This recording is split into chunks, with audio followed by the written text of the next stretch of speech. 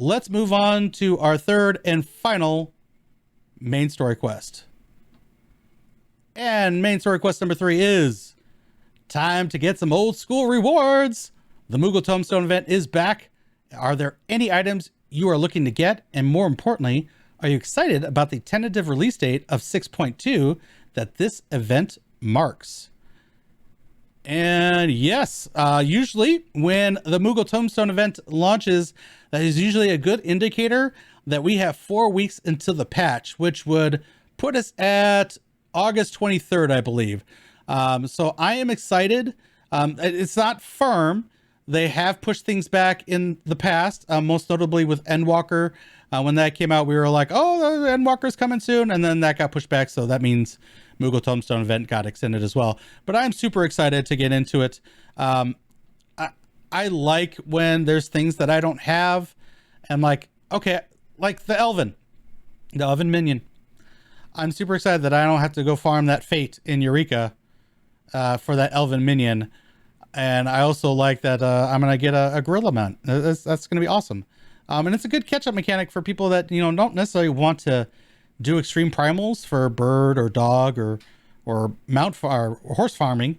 They can use these times to farm other pieces of content that might be, you know, left in collecting dust and get some cool rewards out of it. What do you think about it, Piers? Yeah, and I always like when Moogle Tomestone rolls around because it gives me something to do. It gives me some extra content to go out and usually dust off the old Blue Mage for. So that's always a good time. But no, Veil Blue Mage runs. Let's go. Exactly. The rewards this time around are actually kind of interesting. The earrings, you know, I can generally give or take the 100 earring or, you know, whatever accessory they're offering. They always for put an accessory at the top there. Yeah. Like, it's fine. I'll get it just so I have it, right? But I don't know if I don't have a whole glamour I'm going to put around it or anything, but it's cool. I think that the gorilla is a great one. I know you probably get that from Skybuilder scripts or something. Yeah. So, yeah. You know, it'll be nice to be able to get that without having to go interact with that whole thing, because I'm not even sure how any of that works, to be honest. Like, I'm a complete noob when it comes to any of that Skybuilder stuff. So, let me just say one thing. Yeah. If you're looking to get the pterodactyl mount from the whole diadem thing, you're going to have so many Skybuilder scripts. My boy Kronos is almost done with his pterodactyl, and he had so many that he's like, I'm just going to buy you a mount. Like, I have nothing to do with it. So he got me the sheep mount. So that was pretty cool. Yeah, I mean, I don't know anything about... I don't know how to get the pterodactyl mount, but I know it is a slog and a half from what I've heard. So God bless your friend, because I don't know if I'll ever put myself through that. But it'll be nice to be able to get that. I bought the gorilla from the market board like a long time ago, so it's fine. But for everybody who hasn't, that's a great way to get it. The minion, the Elvon minion, is completely a different story altogether. That minion does not exist in Eureka. It just doesn't. I have done that fate many, many times, and I have never, ever seen anybody ever get it. Like, no one has ever, like, shouted it in chat. You know, usually if somebody gets something cool, they'll be like, oh, what's this? Is this rare? You know, knowing full well it's rare. But I've never seen anybody get it. It's the wildest thing. So the fact that they're actually putting it into the Moogle Tomestone is crazy. This is probably the priciest thing they've ever put on Moogle Tomestones, is this wind-up Elven. So if I were you, everyone should go get it. A crap load of them. Yes. I would get one for yourself, buy a crap load of them, and then wait for them to go back up in price, because they will. They're going to tank, though, first. Oh, yeah, they will tank first. People are going to buy them, and they're going to throw them on there. But, yeah, if you hold on to it, you know, hold on to a couple of them, and then wait. Long-term investment. Wait like 6 months, you could maybe get, a pretty penny. And just from doing Aurum Veil or whatever. Yeah. It's like impossible to get it otherwise. It'd be like if they put the copycat bulb, which is another crazy Eureka minion, into the Moogle Tomestone event. Like, it's the same concept. So, and it's sad because I actually made a lot of money doing Eureka, and it seems that they've taken a lot of those rare rewards and put them other places. Sure. Like a lot of the mounts, the big fire woolly dude you can get from Pyros, and then the manta ray kind of thing you can get from the petrol you can get from Hidatos. They put those in those like randomized loot boxes you can buy with the Grand Company seals. So those have gone down in price quite a bit.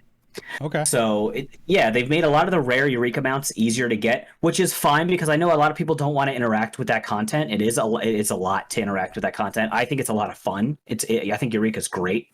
And I made a lot of money doing Eureka, but they made a lot of those things easier to get. And with this Elven, it just seems like they keep going down that course. But and they also put some Eureka stuff into like the Bozja lock boxes too. I think they did. There. Yes. Yeah, I think you're right. So yeah, in that sense, it's kind of disappointing. But if you're somebody who doesn't want to do that beetle fate in Pyros like a million times to get this Elven minion, I think it's 100% worth it to go get yourself one and maybe at least grab a couple extra just in case the price does go back up after this Tomestone event. And who knows, the next time you'll be able to get it from a Tomestone event. They do like to recycle some rewards, but not all the time. Yeah. So I'm still waiting. It might be worth the hold on. I'm still waiting for the Construct 8 minion to come back because I was a dunderhead. I thought, I'll get it. And then I completely forgot about the Moogle Tomestone event. That was like a year ago. And I should have picked it up because I still am trying to get rid of Rana Lighthouse to get my damn minion from there. It's the last 24-man minion I need. Yeah. I have every other one except for that Construct 8 minion. It's like, You should just go do it a few times, dude. Most people already have all that stuff. Like, I've noticed that even some of the like newer raids, like the near ones, like there's only like a couple people rolling on the minion at the end because they don't let you roll on it if you already have it, right? So yeah, like, it's untradeable. Yeah. That's where is Construct 8 tradable? I don't think it is. So if you should just give yourself a shot, do it a couple times, see if you get it. But I know I didn't have the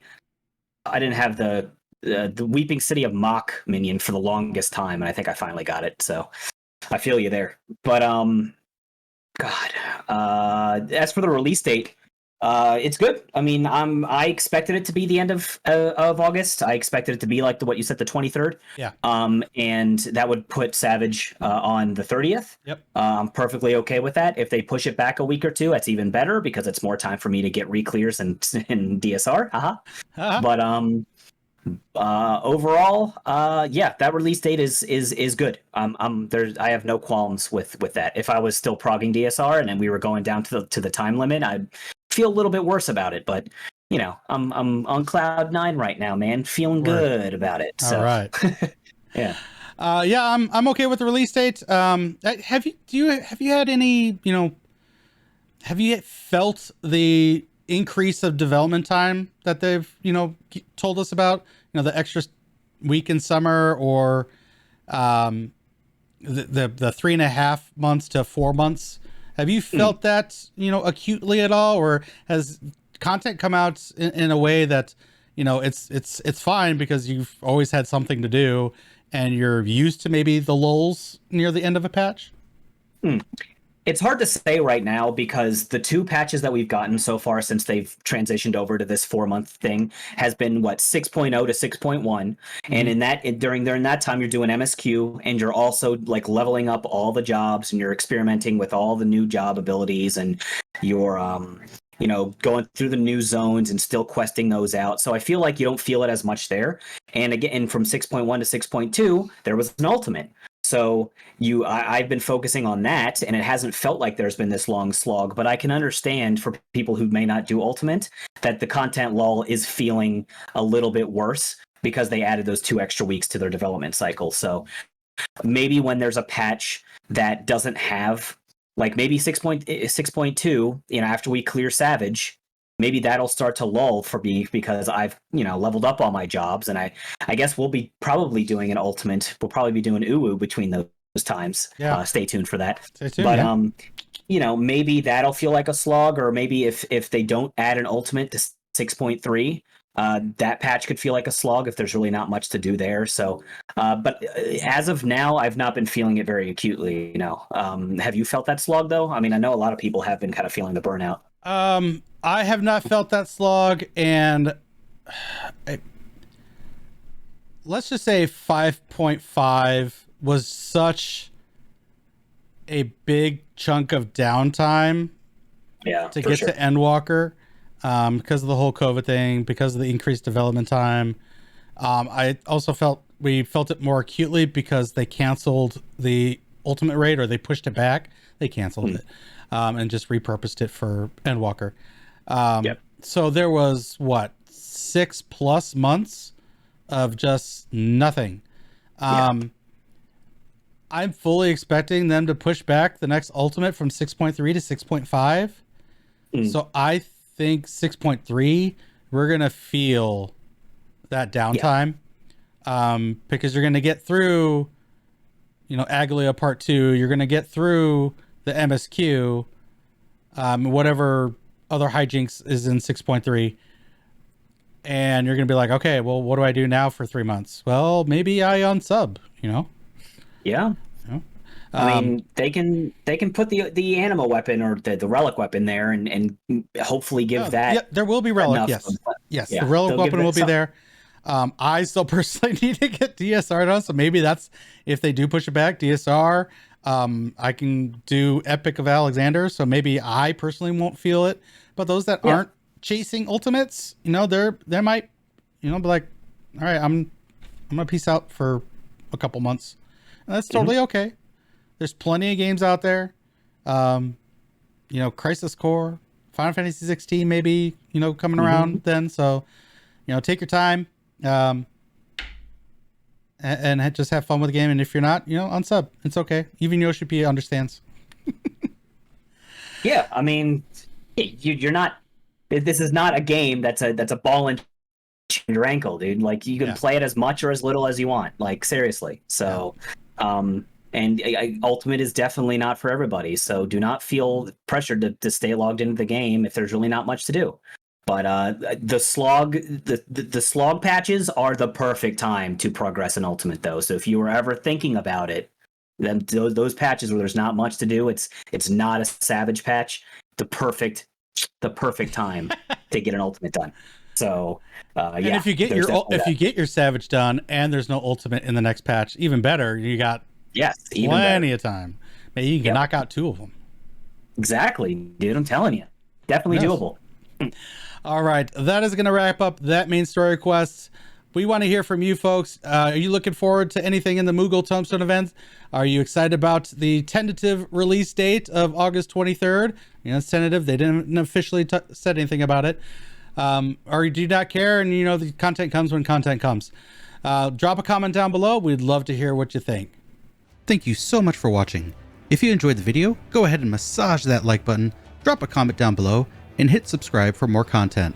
Until next time, take care of yourselves, stay safe, and I'll see you soon. End of line.